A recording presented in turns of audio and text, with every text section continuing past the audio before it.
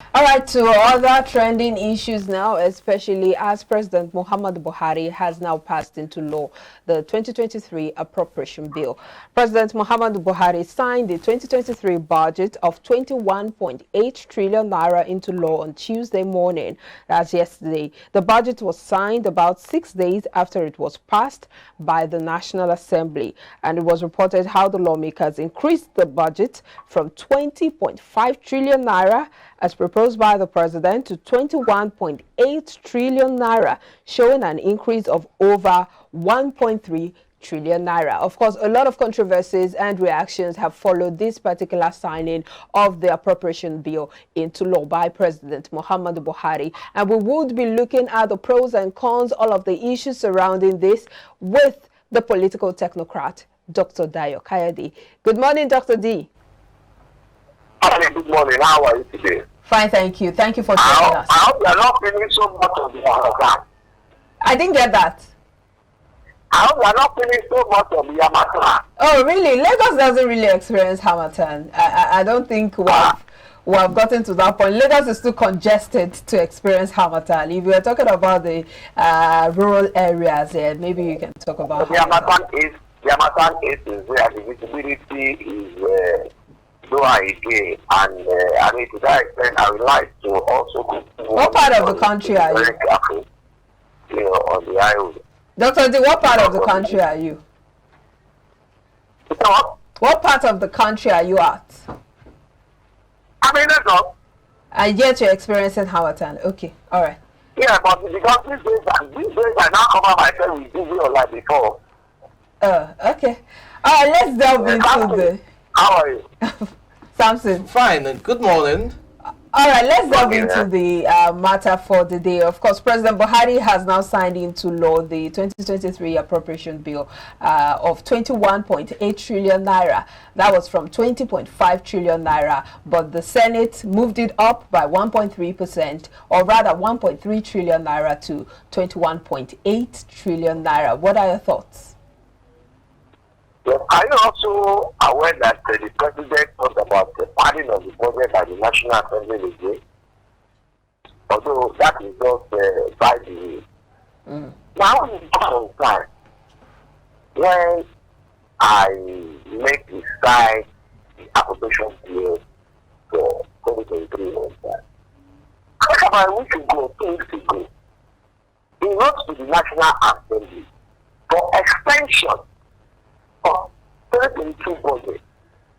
Now, it is possible for 2 budgets to be running concurrently. It's a major concern is this. That's one. Again, you look at the amount that is to be used to service debt. I now wonder, who debt are they even servicing? Because with the current, with the recent unveiling in this country, we have even found out that the amount that we are even spending in our yearly budget is even with individuals. You remember the issue of the 80-something point whatever trillion naira in some people's accounts. Remember how much former Academia of the Foundation was alleged of stealing. Even the one that came in as a substitute for it, how much are stolen, and some other ones like that, and the ones that we have not had. So, are we now paying debt to the people of the world and one who borrowing us this money? So it's a big issue for me. Now, having said all this, we all saw the problem that we had in our educational system of recent. And it is being said, a nation starts perish when it has decided to neglect educating the students. So what percentage of the budget have been allocated, especially to education? Does it conform with the international recommended practices? So these are issues that are giving me concern as regards this 2023 appropriation bill. Okay. You just talked about, some of those issues. Also raised the issue of budget padding by the National Assembly. But let me quickly get your thoughts, because this is definitely worrisome to so many people. 6.6 trillion naira will be used to service debts, and so many people are asking why that huge sum of amount. Remember that the federal government has borrowed about 17.5 billion rather from did I say billion? Billion from the CBN itself. But the question is 6.6 trillion naira for debt servicing. How do you think that will play out in 2023? Yeah, that's exactly what I have just said. That when you are allocating as much as 6.3 trillion to service debt, yes, which state? From where? How do you expect to use that money to service this debt? Okay, there are a lot of things that our National Assembly are shying away from. Perhaps maybe because they are funding can also decide. That's why they are not paying for free. I wonder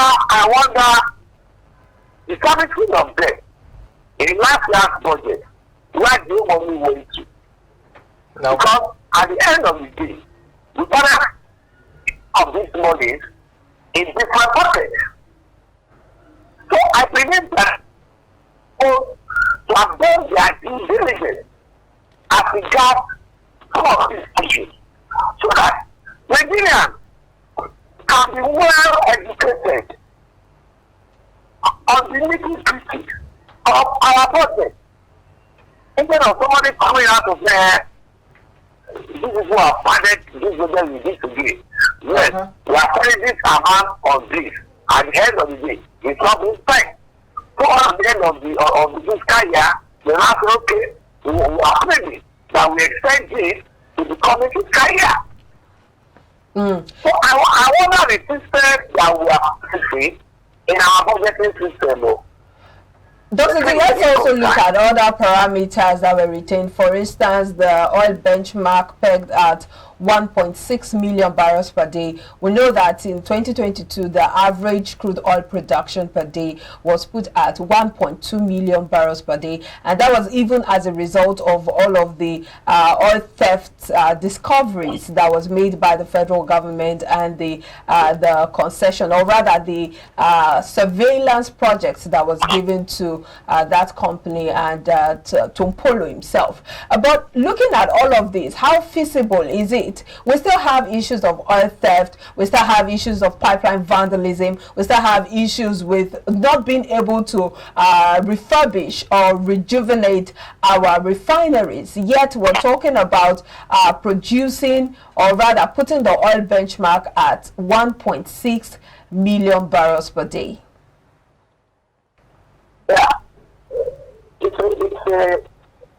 one thing to put the oil benchmark at a particular level, and it's another thing to ensure that such is being fixed.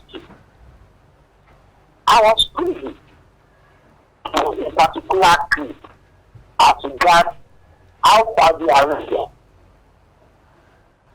manages and threatens oil production in that small country. And where everything of oil leads to as the final destination. Why? Yeah, I told you before. Alright? Unlike here, what kind of monitoring systems do we have to now see we are putting our benchmark to this? If we have been having this benchmark, to what extent has it been executed?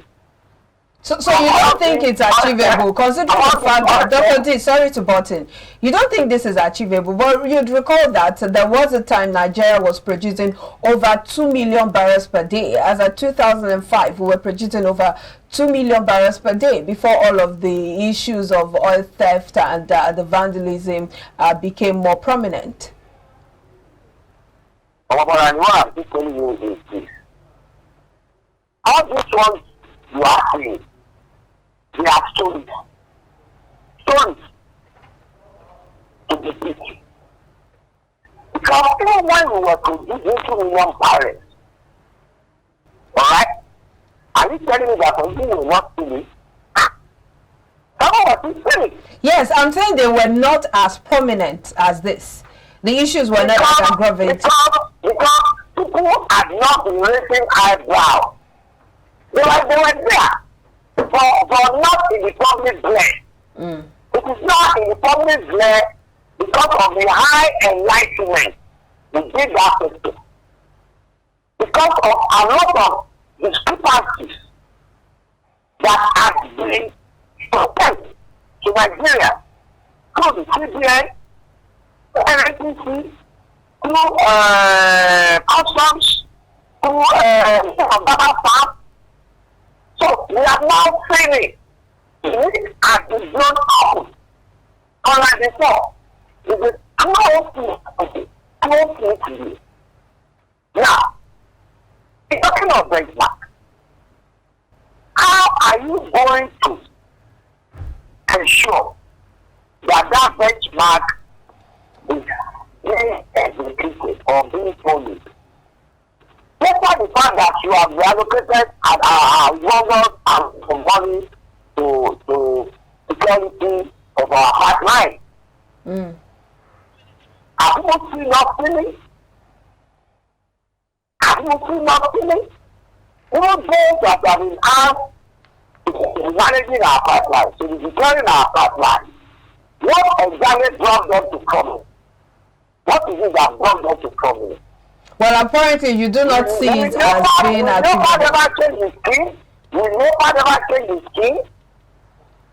All these are issues. Well, Dr. D, still on the oil issue. There have been a lot of gap switch between the government and the people over the years. And I think it is high time that we start to starting with our budgeting system. Starting with our budgeting system and execution. All right, Dr. D, we really do not have much time on our hands, but I know you do not see it as achievable. But all of these issues, it looks like you don't see them getting resolved anytime soon. But we see the oil benchmark, Brent crude, put also at the benchmark of $70 to $75 per barrel. But currently it is selling at $85 per barrel. It looks like that is some form of optimism, isn't it?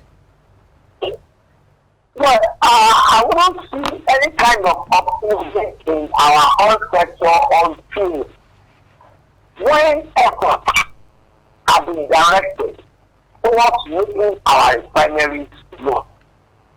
It is only when our refineries are working, then I will know that yes, whatever they are telling us is close to the truth. But at least they are all fighting for their pockets. Nothing other than that.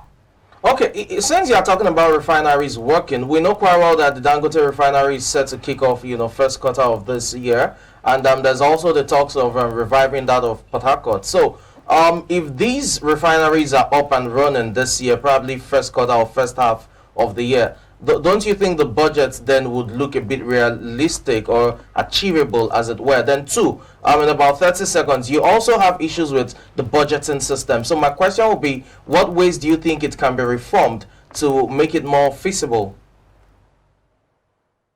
Number one, I don't from the one. Okay. Believe the Dangote refinery. Because it has always been from one line to the other. What do I mean? Today they will come, Dangote refinery will start work in first quarter 2021. Okay. Later, it shifted to third quarter 2021. And it has always been shifting and shifting and shifting. Okay. Again, we are all aware Yes. how much Dangote said he started with that. Dr. Can we wrap this up in 10 seconds? I'm also aware how much money federal government has invested in that refinery that is not yet working. So what are you talking about? Not back to Port Harcourt refinery. I hope this time around they are telling us the truth. That Port Harcourt refinery will start working. But the time Port Harcourt refinery starts working, in full capacity, then we can start looking at okay. Let us now see how we can further assist the government. All right, in 5 seconds, how do you think we can have better performing budgets? Yes, you can only have a sincere budget by planning that budget with the people. Because all this budget we are talking about now, the president will just ask the NDG, the ministry, the parastatal, they are putting a budget for the year. You know, support this time. The needs and aspirations of people in Mukingo, people in Medjugorje, compared to people in Sokoto, compared to people in Port Harcourt. To what extent are you involved with people in making all this budget? We have to wrap it up now, Dr. D. Thank you so much for your sterling thoughts on the show. Dr. Dayakayode is a political technocrat talking to us about issues surrounding the recently passed 2023 budget into law by President Muhammadu Buhari. We'll take a break now. We'll be back to discuss short-lived business. Don't go away.